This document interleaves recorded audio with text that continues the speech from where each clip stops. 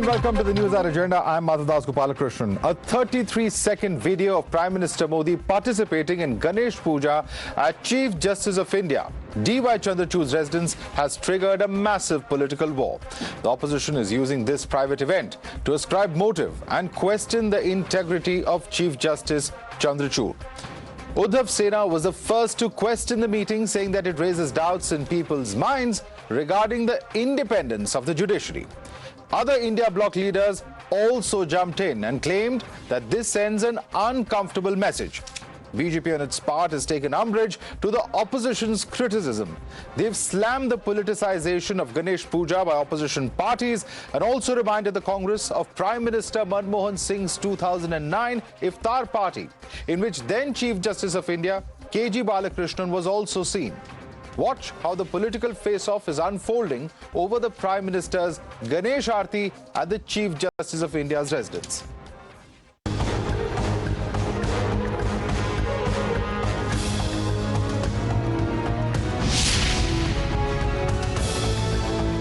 संविधान के रखवालदार इस प्रकार से अगर राजनीतिक नेताओं से मिलते हैं तो लोगों के मन में शंका है। शायद यह आपत्ति चीफ जस्टिस ऑफ इंडिया और प्रधानमंत्री के मिलने से नहीं है, यह आपत्ति गणपति पूजा से है। Judiciary has to remain independent. Then he should invite leader of opposition also. Why only the Prime Minister? 2009 में उस समय के तत्कालीन प्रधानमंत्री मनमोहन सिंह जी थे, उस समय के चीफ जस्टिस बालाकृष्ण जी थे। वे मनमोहन सिंह जी के इफ्तार पार्टी में गए थे। उस समय लोगों ने हंगामा नहीं मचाया। When the Supreme shows signs of surrender, the nation will appear to suffer. During the time of Ganesh Chaturthi, we all go to each other's house for participating in the Ganesh Puja. This is part of our culture and Sanskriti. Even something like a puja has been made a crime and politicized. Some people think it is inappropriate on the part of Prime Minister to go and participate in a religious function or in a private function in the residence of Chief Justice. They had no issues when the Prime Minister Manmohan Singh during his tenure had invited delegates in which Chief Justice of India had also participated in the Iftar party. They precisely have issues because the Prime Minister in his individual capacity and the Chief Justice of India in his individual capacity were performing a Ganpati Aarti. Meanwhile, the legal fraternity seems to be divided on this issue. The chairperson of the Bar Council of India, Manan Mishra, says the criticism of this visit is purely political and that it is needless controversy over a social event. However, senior Supreme Court lawyer and former Supreme Court Bar Association President Vikas Singh says that the Constitution has provision of separation of powers between the executive and the judiciary, and this should be strictly maintained. What is wrong if the Prime Minister or Prime Minister goes to the residence of CJI to attend a social and religious function? It's not a political meeting. It is not going to affect any judgment which is to come. It is not going to affect any matter pending before the CJI or the Supreme Court. Everybody knows it. They also know that our CJI is a honest and a man of integrity. His integrity cannot be questioned. देखिए, हमारे संविधान में executive और judiciary को अलग रखा गया है और अलग रखने का जो एक संविधान में प्रावधान है उसका एक जो हम कहते हैं परसेप्शन भी वैसा होना चाहिए। परसेप्शन में कहीं लोगों को ऐसी धारणा ना आ जाए कि सही में ये नहीं है, कॉन्स्टिट्यूशनली ये नहीं है। इसलिए हालांकि मेरे हिसाब से कोई हस्तक्षेप नहीं आएगा उनके जजमेंट लिखने में और वो अपने इंडिपेंडेंटली लिख पाएंगे जजमेंट जो भी लिखना चाहे, और ये कोई नहीं कह सकता कि प्राइम मिनिस्टर गए हैं इसलिए अब सारे फैसले सरकार के फेवर में ही आएंगे, ऐसी बात नहीं है। You're watching the News Hour at 10, debate number 1 on Times Now, Super Prime Time. Let's now take this across to our guests for more. We have with us Pradeep Bhandari, national spokesperson of the BJP. We also have with us Smita Prakash, editor of ANI. Joining us also is Abhijit Iyer Mitra, senior fellow of the IPCS. Advocate Chandrachud Jha is leader of the Shiv Sena UBT. Joining us also is Ravi Srivastav, political analyst, as well as with us is Lokesh Jindal, political analyst. Let me start first and foremost with Advocate Chandrachud Jha, leader of the Shiv Sena UBT. Chandrachud Jha, what is the objection that your party has? We've seen a number of your party leaders come out and post on social media, speak out against this. What exactly is the issue? Because this is a festival that is widely celebrated in Maharashtra as well as several other states of India.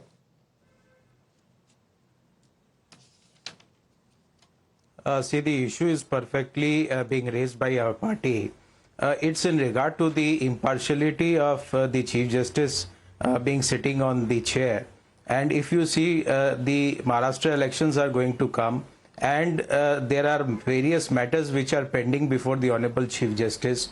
So the question of being a partial and impartiality is coming into the picture right now. And this objection has been rightly being raised by our party. And the meeting which is being done, it should have a private visit by the PM to the Chief Justice, but it has been publicized and it has been advertised. So the question of impartiality being done by the Chief Justice in those matters will give a raise of doubt. Because, sir, if they had not put it out in the public domain, you would have said that this has been deliberately suppressed then. That would have been the criticism. No, the motive and intention, yes, the motive and intention of this kind of picture being published in the media comes something wrong impressions in the mind of the public. Eventually, the matters which are pending before him, he should release those matters and he should not be adjudicating those matters. All right, Pradeep Bhandari, there is an image of, or at least there would be a suspicion about the partiality of the judiciary. That's the question that is being raised, because there are several matters pertaining to poll-bound states that also the Supreme Court is seized of, and thereby the impression that could go out is wrong. That is the criticism they have. Please respond to this. Madhav, if I take that argument forward, then on 14th May 2021, when Uddhav Thackeray was the Chief Minister of Maharashtra, he met the Bombay High Court Chief Justice, Dipankar Datta. So with that argument, that did Uddhav Thackeray's party ask publicly that Mr. Dipankar Datta should have recused himself for all the matters concerned in Bombay High Court at that time. Now, if the argument is that if the Prime Minister has gone on a private function, just let me quote some history. In 1953, Jawaharlal Nehru visited the wedding of Justice Meherchand Mahajan. In 1973, Indira Gandhi attended a wedding of the daughter of Justice A.N. Ray. In 2021, KCR attended the High Court Judge Abhishek's daughter's wedding. In 2012, Mamata Banerjee attended Justice J.N. Patel's wedding ceremony, and at that time, Justice J.N. Patel was privy to many matters concerned with West Bengal government. So if I take that argument forward, why was that argument not brought in the past? Now, I'll tell you what is exactly compromising the Supreme Court's independence, and I will just take 30 seconds and I will remind you how the Supreme Court and the judges were appointed at the time of the Congress party. There was this one gentleman, V.R. Krishna Iyer. He was elected to Madras and Kerala assemblies as a CPI member. He remained an active politician in 1965. He became a High Court judge in 1968, was elevated into the Supreme Court in 1973, and then he contested the presidential election in 1987. That is not an isolated incident. Justice Bairul Islam, he was elected in 1962 to Rajya Sabha, re-elected in 1968, contested two elections in the assembly elections of Assam in between. Then he was again made to resign from Rajya Sabha in 1972. Then he became the High Court judge of Guwahati High Court judge. Then he was made to retire in 1980 from the Guwahati High Court. Then he was elevated to the Supreme Court. Then Indira Gandhi made him resign, and then in 1983 he again contested from the Barpeta Lok Sabha constituency. Okay. So this was exactly the era of compromised judiciary. The issue right now is, Madhav, and this is where I will end my part, that the opposition right now has no issue. So they are trying to create and manufacture issues because they are attempting to lose the successive elections, and meeting the Chief Justice of India will not get any extra votes in Maharashtra election or any extra election. All right, so let me bring in Lokesh Jindal. Lokesh Jindal, the Congress party, and in fact questions there for the Sena UBT as well, Chandrachud Jha as well. But let me begin with Lokesh Jindal. Several instances where judges have worn the political hats and then the judicial hat later. Isn't that a bigger compromise of the judiciary, is a question being posed here by the BJP spokesperson? Well, the Constitution requires a separation of judiciary and executive. And many of the times, whenever judicial officers, they tend to get closer to the executive, there is a general perception that after they retire, they might get benefits which the executive might confer. Now, sticking to the topic of the debate, I have seen the video, and I want to ask a question to all our panelists and you also, Madhav. Where in India do we have an Aarti ceremony along with photographers and cameramen, with professional cameramen, with different poses also? One, there is a side pose, then there is a back pose, the cameras are flashing, that's an Aarti, pura Aarti ka samagam ho raha hai. And the whole idea was that this was not at all a private event. Answer a simple question. Why were the cameramen at the iftar ceremony of the Prime Minister when the then Chief Justice of India, KG Balakrishnan, attended? Why were the cameramen there then? Iftar party and Aarti are two different events. Oh, really? When I'm talking about Aarti, and Aarti is an event whereby whoever is over there present in front of the deity, they sing the hymns and they offer their prayers. Okay, Jindal, let me stop you just there. Before you end up saying something which becomes totally bizarre. As far as the secular state is concerned, both should be religious events. Both should be treated similarly. There shouldn't be any double yardsticks. It's as simple as that. Iftar party is not a ritual. Aarti it's not a ritual. What is it? Hindu tradition. When I'm talking about a Aarti, it's not a religious ritual. No. It is not a breaking of a fast. Iftar, you cannot compare iftar to that of a Aarti that is offered to the deity. Oh my God. And okay. when you are having, I don't even know where to begin here, but let me begin Smita Prakash, because I think Smita Prakash would be able to tell you a thing or two about camera angles and the cameras that follow the Prime Minister, and particularly, of course, since you waxed eloquent on religious events and what qualifies as a religious ritual and what does not. Smita Prakash.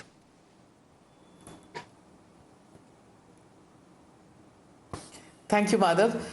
It was a private event, and you can have still photography, you can have videos or drone photography, or in a pandal, or in a home. It all depends upon you, where you want to draw the line, where you don't want to, and how much you want to do. It's a private event. You can have elaborate wedding ceremonies, you can have it in the court. That depends upon you.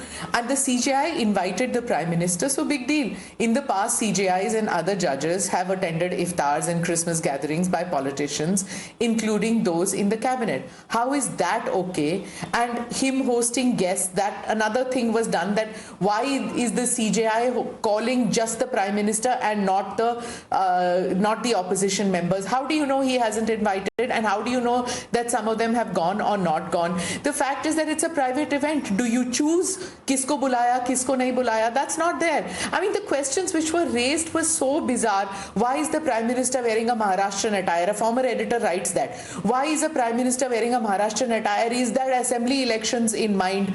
I mean, that is the kind of scrutiny over Prime Minister's sartorial choices, whether he's wearing a veshti or he's wearing headgear from Rajasthan or Nagaland or Assam or whatever. It never gets this approval, from these self-appointed secularists or fashion police, who say that ye theek nahi hai, ye theek hai. I mean, the Chief Justice is a devout Hindu. He has never hidden the fact. He goes to temples, he performs pujas. I mean, he's not a hypocrite, closet practitioner of traditions and customs which his religion or his Hindu faith is associated with. It depends. You can do it in open or you can do it in closed doors. That's the beauty of the Hindu faith, that it allows you the ability to practice it in whichever way you want. And there are questions whether I think it was Mr. Sibal who said, or somebody, I don't remember exactly who said that, if he hosts a Sora in his house, it's in a government bungalow or something like that.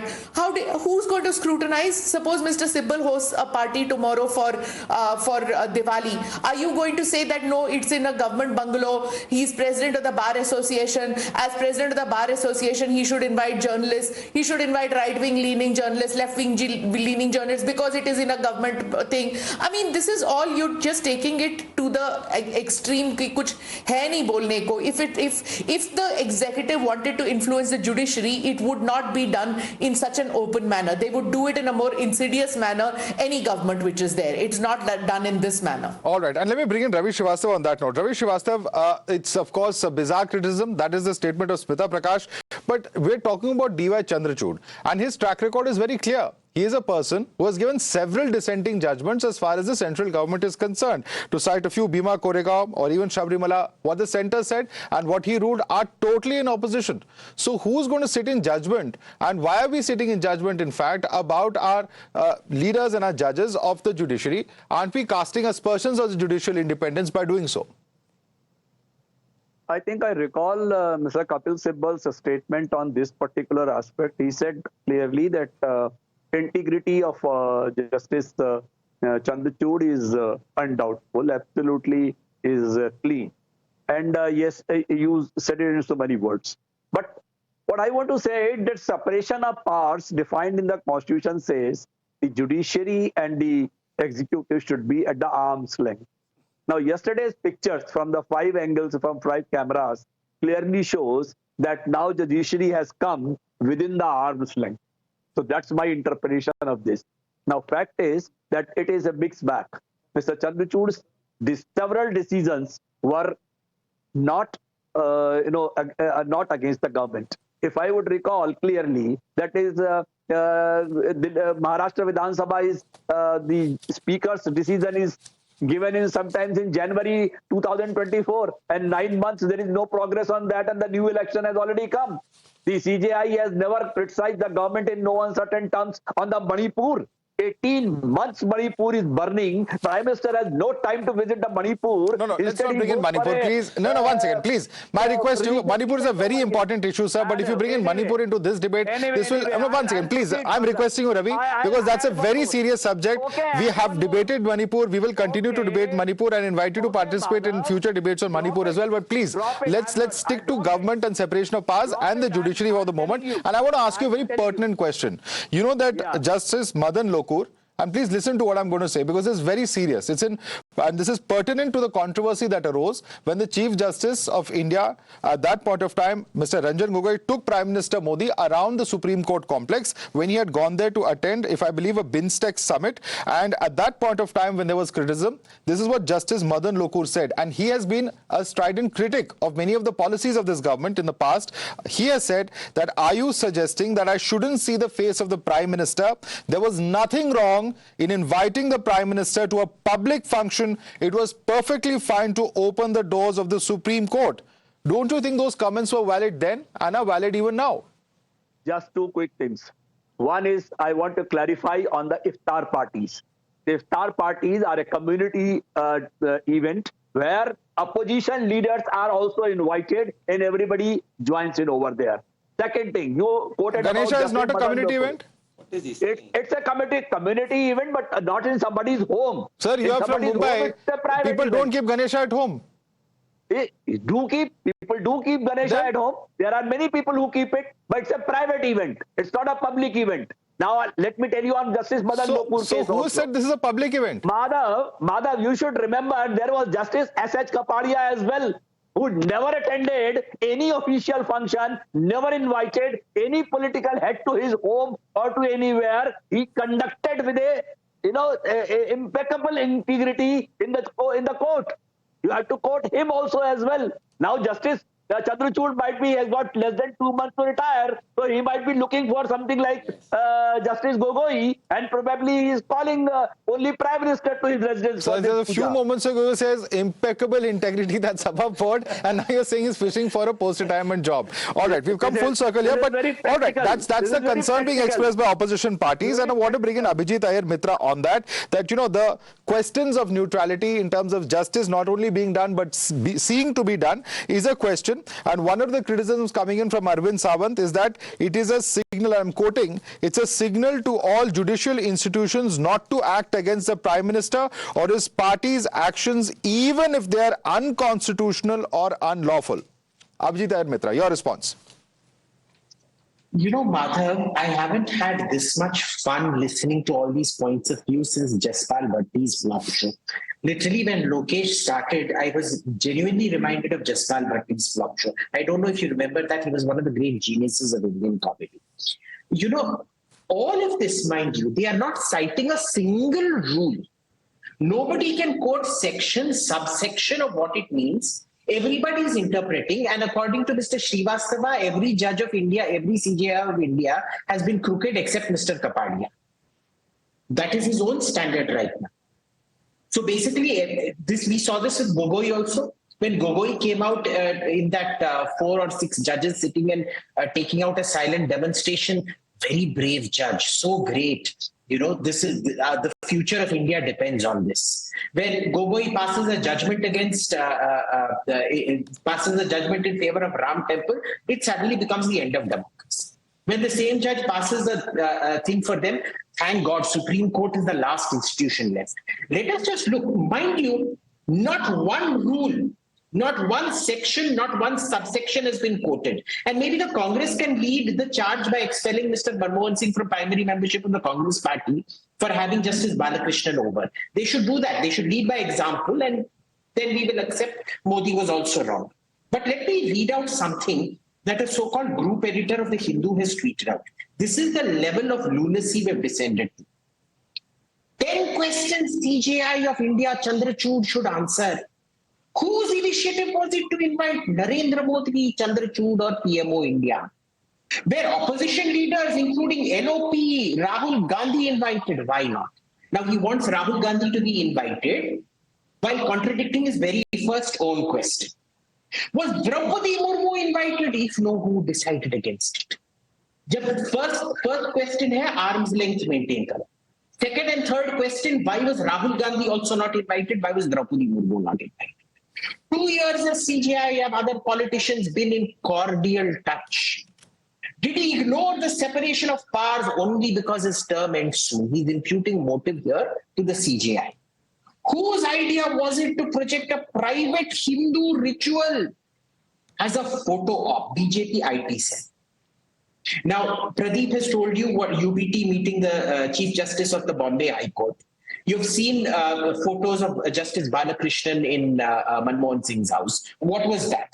Now this is where it gets truly ridiculous. Was the Maharashtrian topi readily available, or did the PM bring it along? Was he unaware of the implications with Maharashtra elections due soon? This is the group editor of The Hindu, Mr. Krishna Prasad. Right. This is the kind of joke the group has reduced itself to.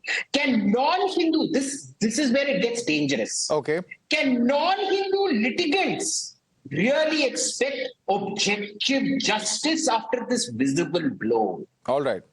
Can you believe this kind of nonsense? Look, even Lokesh is smiling. All right. I wish we could have patched Mr. Prasad on the phone to respond to you, but then for the moment we'll have to do with Lokesh Jindal. Lokesh Jindal.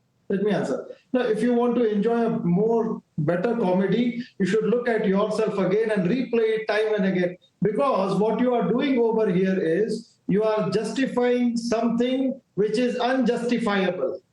At any point of time, now listen to me. When judiciary, he's guilty of this as well. When judiciary acts in this particular manner, it sends out a wrong signal.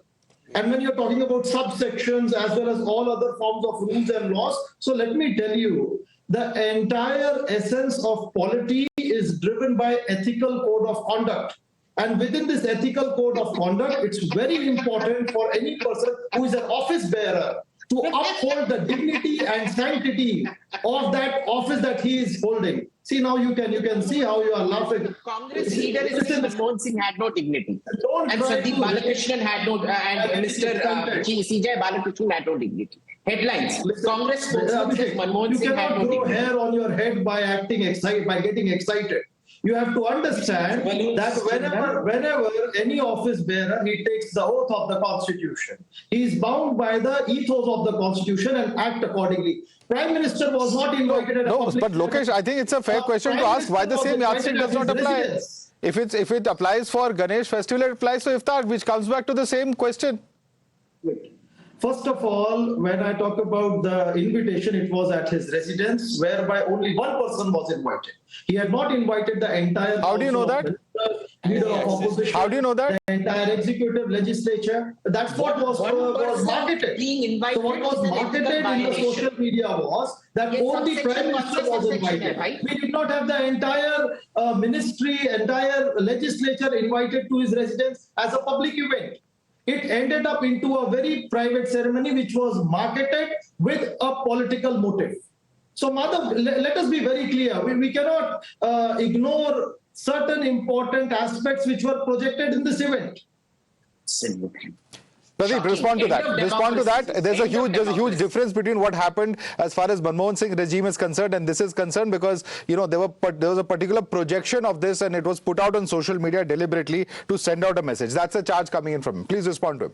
See, Madhav, this argument is bizarre that attending an iftar is cementing secularism and attending Ganesh Chaturthi or going for a Ganpati Puja is Loktantra khatre mein hai. Now, this is a bizarre logic. This even, pseudo-seculars will not apply this logic. And tell me, Madhav, till 10th of September morning, Justice Chandrachud was the best Chief Justice. He was giving all the correct judgments. And on 11th of September, Justice Chandrachud's credibility completely goes to the toss. Is there a judgment which has taken place? Is there a new filing which the Uddhav Thackeray government has said? No. How? The issue is Ganpati festival, because they absolutely do not have any issue with iftar. Now, please tell me, if I take this argument forward, on 10th of November 2013, a sitting Supreme Court judge heaped praise for Rahul Gandhi. This is a Times of India report. And this judge's name is Justice J.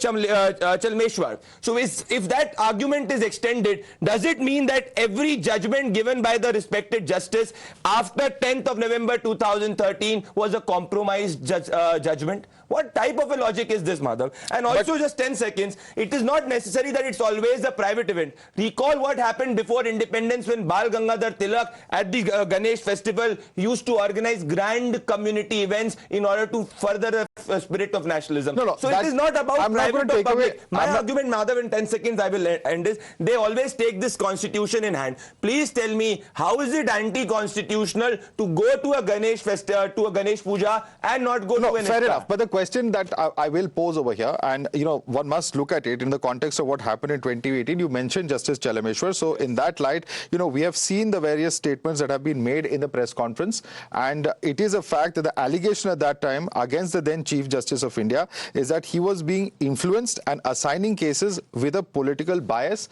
And you would also agree, Pradeep, that this was seen as a black spot in our judicial history. No, I am asking a simple question. Mr. Chalmeshwar, the respected justice, he praised for Rahul Gandhi in 2013. Does it mean that every judgment after 2013 that he passed was in favor of Mr. Rahul Gandhi, and every judgment that he used to pass, he used to call Mr. Rahul Gandhi and take advice from Mr. Rahul Gandhi for that? What type of a logic is this, Madhav? On 10th of September, Justice Chandrachud is fine. On 11th of September, he is wrong. I'll tell you what is compromised judiciary. There was a Justice Fatima Begi. Congress party was at power. Mr. Nehru was there. A sitting Supreme Court judge was appointed as governor of Odisha. That is compromised judiciary. What is compromised judiciary? When basic structure doctrine is passed by the Supreme Court, Indira Gandhi government goes ahead and passes and tries it's all in order to ensure that the basic structure doctrine is gone for the toss. They bring the 42nd Amendment in order to ensure that the basic structure of the Constitution is not protected. I'll tell you what is compromised judiciary: when the senior most judge is not appointed as the Chief Justice and another favorite judge is appointed by Indira Gandhi as the Chief Justice. So we can go on and on. Please tell me, if attending iftar is secularism, how attending Ganesh festival is Let me bring in Advocate Chandrachud Jha. We've limited time on this debate. Chandrachud Jha, respond to that. There have been blatant violations in the past, from appointing judges on the basis of the kind of judgments they have given, to the kind of roles that they've had to play, to promoting them as Chief Justice, and also, of course, your party's own leader, Mr. Uddhav Thackeray's meeting with a judge that was referred to a few moments ago by Pradeep Bhandari. See, there is a stipulated collegium system of appointment of judges. But nowadays, what is happening, if you see, categorically the judge who retired from in Madhya Pradesh High Court. He joined BJP. If you see the Justice Abhijit Gangopadhyay from Calcutta High Court, he resigned and joined BJP and is now a sitting MP. If you see the impartiality of the judiciary and the kind of interference being done by this BJP government, so there cannot be any kind of impartiality being shown by the judiciary to the concerned litigants. So what is happening right now, the question is very bona fide and it is very much hampering the judiciary, and this question has to be answered by them.